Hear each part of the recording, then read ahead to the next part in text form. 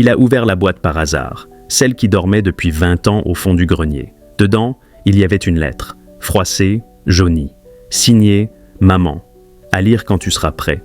Julien n'avait jamais su qui était son père. Sa mère, morte d'un cancer quand il avait 13 ans, ne lui avait rien dit. Il avait grandi avec ses grands-parents, une famille discrète, silencieuse, trop silencieuse. La lettre était courte, mais chaque mot était un séisme. « Je n'ai jamais eu le courage de te dire la vérité. Tu es né d'un viol. Ton père était mon frère. » Julien a cessé de respirer pendant quelques secondes. Il relut la phrase.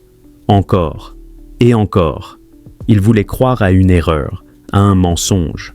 Mais l'écriture, il la reconnaissait. Alors tout revint. Les silences gênés, les regards fuyants, les disputes étouffées derrière les murs, les photos déchirées. Il comprit. Ce n'était pas un secret. C'était un mur que toute une famille avait construit autour de lui.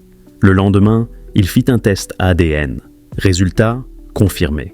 Son oncle était bien son père biologique. Julien n'a pas hurlé, il n'a pas pleuré.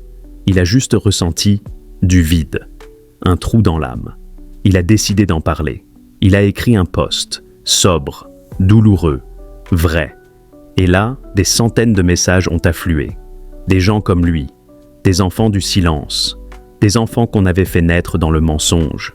Aujourd'hui, Julien témoigne. Pas pour se venger, mais pour que plus jamais un enfant ne grandisse dans une famille où le silence pèse plus lourd que la vérité. Parce que ce qu'on tait finit toujours par pourrir. Et parce qu'un secret non dit, c'est une blessure qui ne guérit jamais. Si toi aussi tu sais ce que ça fait de grandir avec un poids invisible, abonne-toi. Laisse un commentaire. Et surtout, n'aie pas honte de raconter ton histoire. Quelqu'un, quelque part, a besoin de l'entendre.